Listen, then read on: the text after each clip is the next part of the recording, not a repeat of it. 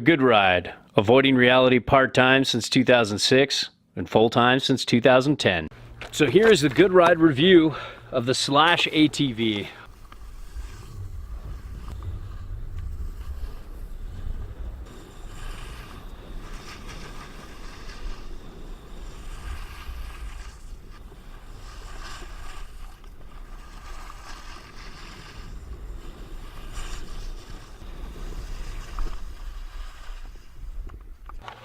It's been a while. I used to own one of these. I know this board super well. Didn't even have to spend much time on it. You know, slapped on my Union Atlas. God, I've ridden these more than almost any other binding this year by a lot. Put on my tactical ATVs, which have been my almost exclusive daily drivers this year.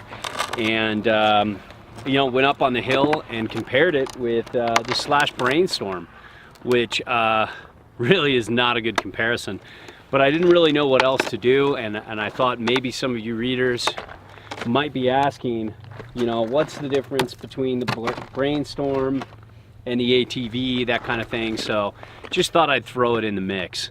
The ATV is just a beast of a directional twin. It's got a bit of a setback stance. You can see all that shit down below in the on the table review. But what I'm here to really talk about is how it rides, and you know, it's got, you know, full camber from tip to tail, and it just shows me how much the snowboard industry has evolved from when I really got into it and started riding a ton in the early 2000s to now. You know, this camber, you just forget just how much board you feel is under your foot. I'm glad they sent me the 156. I mean, first off, just the consequence associated with this kind of camber is pretty gnarly. It's you know, when I first got on it after riding a lot of hybrid shapes the last few weeks, I went, whoa, shit, you know, oh, hey now.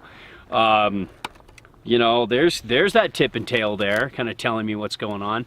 But after a few runs, you know, I got used to it again, and kind of remembered my old O days, and started just making fun turns and having a good time. And man, it is such, for this kind of shape board, it's kind of like about as good as you can get for carving. It just really springs out of the turn.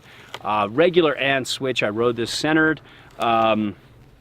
And I just love the way this turned. It's really fun. And then going to the Brainstorm after that, it felt like there was no camber. There is, and it's a fun board, and it's a fun board to turn, but this is like the tops of the tops for this kind of shape. And then going to that is just a massive letdown in terms of turning.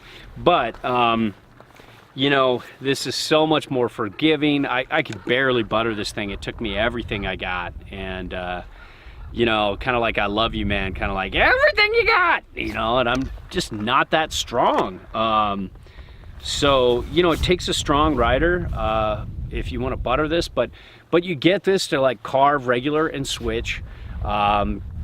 You know, this is a great pipe board for a technical pipe rider, somebody who really understands what they're doing. Amazing pop, ollie power, and just like it gives you spring out of the turn, it gives you amazing pop, and it's got pretty good edge hold. You know, it's got this kind of like mellow disruption, I think they call ultimate traction. That's kind of like a Nidecker thing. It's made by Nidecker, and it's just a slight disruption in the edge. It's very much like Jones's mellow magnet traction. They kind of all come from the same family, so it really bumps it up a level from many of the just camber boards like this with just a regular side cut. There's definitely a good bit of edge hold and a good bit of grip. I wouldn't say it's like an ice specialist, but it definitely shines in the hard snow I've been riding in the spring conditions, and then just lights up when it's like midday and the snow starts getting soft and you can lay an edge. But it was always competent. I never felt like the edge was coming out on you. You know, check the on the table review below for the specs, but I would say, you know, this is the kind of board. Whoa, look at that little spider web thing. This is the kind of board you get, if for a very small percentage of riders, that aggressive all mountain rider who loves full camber, doesn't want any compromises, doesn't even want a touch of early rise, wants that tip and tail just down in the snow and just this spring underneath him, just, you know, straight up powerful shocks underneath that allow this board to do a lot of, if you're a really good rider, it'll allow you to do a lot more things than, let's say, you could with something like a Brainstorm, which has a very similar shape, you know, similar flex, similar everything, except it's just you know, camber between the feet with directional rocker, more rocker in the nose and the tail. On a powder day, just put it away unless you're just one of those strong riders again who knows how to just always keep their speed and stay planing, and you know, just knows how to power off their back leg and keep that nose afloat. This is an old school camber cartwheeler, as I would call it, because the minute you get off your game in powder, you're gonna just, you know, go forward and just start cartwheeling. Or the minute you get off your game on groomers or in the park, you know, you're much more likely to catch an edge with this than you would be with some like a hybrid shape like the Brainstorm. So like if you're looking for like kind of something that does everything well but nothing great, like every all mountain board, you've got the Brainstorm. If you want to build a quiver, or you're just an old school dynamic camber rider, hats off to you. I can't do it anymore.